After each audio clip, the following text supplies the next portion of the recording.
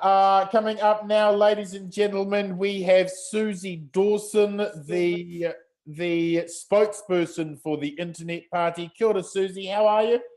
Kia ora, Martyn. Thank you so much for having me on. Calling all the way from Russia, I believe. That's true.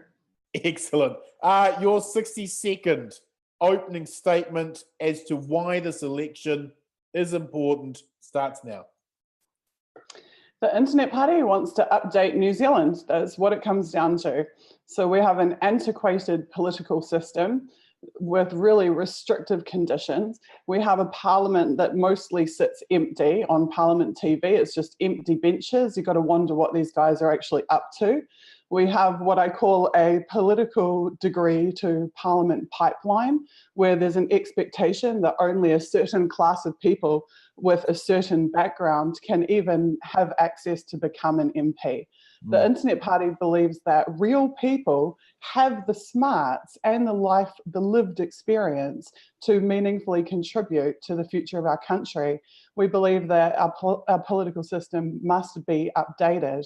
And we believe that we have to really look hard at what's happening in New Zealand and the relationship to the rest of the world, because poverty and privatisation and water and all of these issues are uniform across the entire Western world. It is not just New Zealand that is suffering this globalist agenda, and the Internet Party wants to address that root cause of these issues.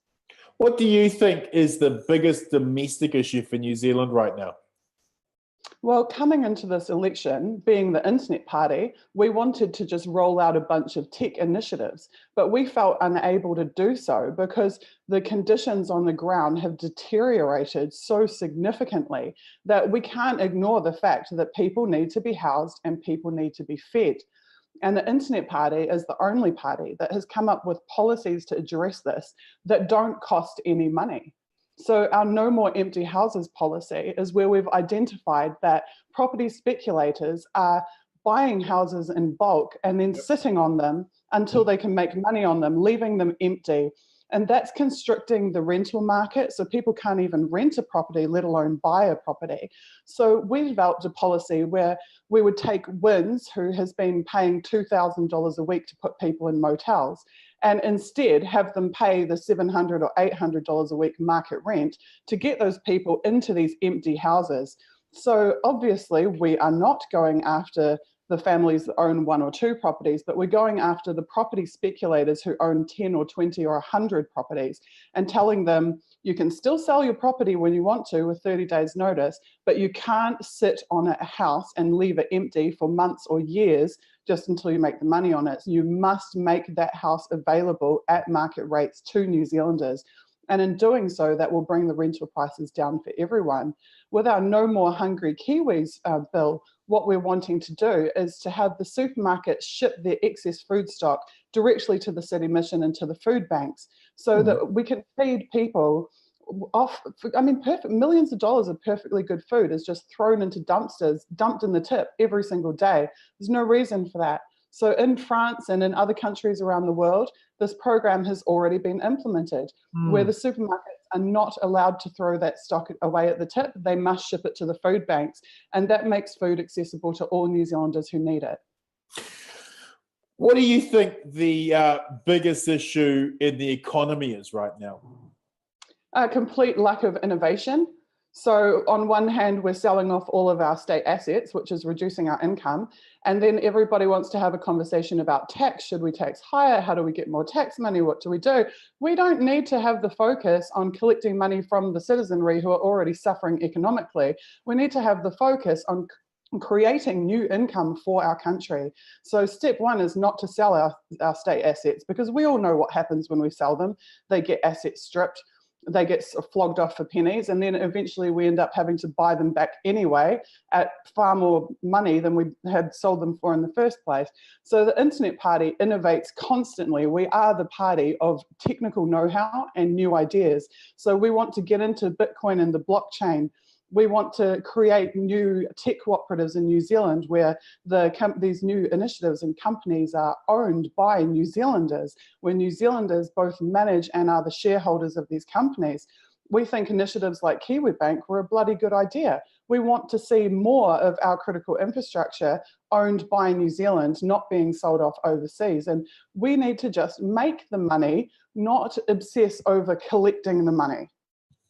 Is climate change the biggest issue facing us as a species? What would the Internet Party do about it? Of course it is. I mean, it's blatantly obvious with how many cyclones and hurricanes and earthquakes and God knows what happening everywhere. You can't ignore it. It's here, it's happening, and we have to do something about it. But we also can't ignore that the US military is responsible for 40% of the emissions worldwide, just as one entity. Yep. And this is when I talk about looking at the root causes of the issues, and that being in the international arena. The military and the wars are the driving factors behind climate change and behind so much devastation on this planet. And for too long, New Zealand has been colluding in those illegal wars. We have been sitting by silently while atrocities are committed in our name and with our involvement. And it's time that New Zealand remembers its heritage of standing up and saying, no, we're not going to be a part of this. No, we don't want to be a part of this, and taking that moral stand on the international stage. What is the biggest international issue for New Zealand right now, do you think?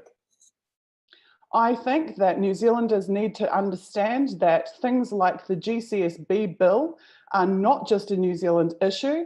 There is the Aussie Data Retention Act, the UK IP bill, the USA Freedom Act, the Canada C51 changes that are replications of the GCSB bill.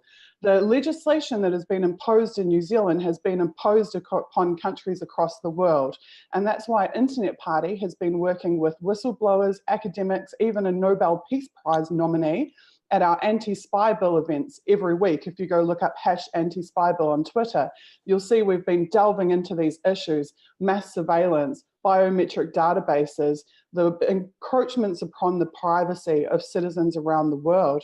We need to understand it's an international global agenda that has been imposed upon us, and we need to band together with like-minded citizens across the world to take our privacy back.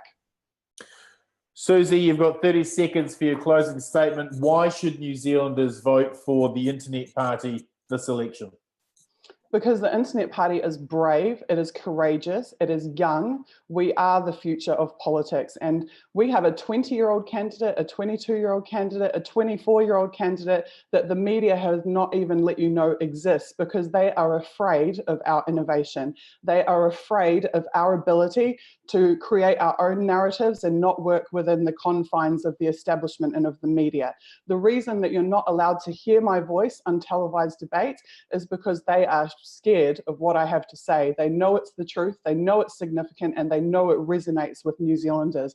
That is why you must vote Internet Party. It is a conscience vote.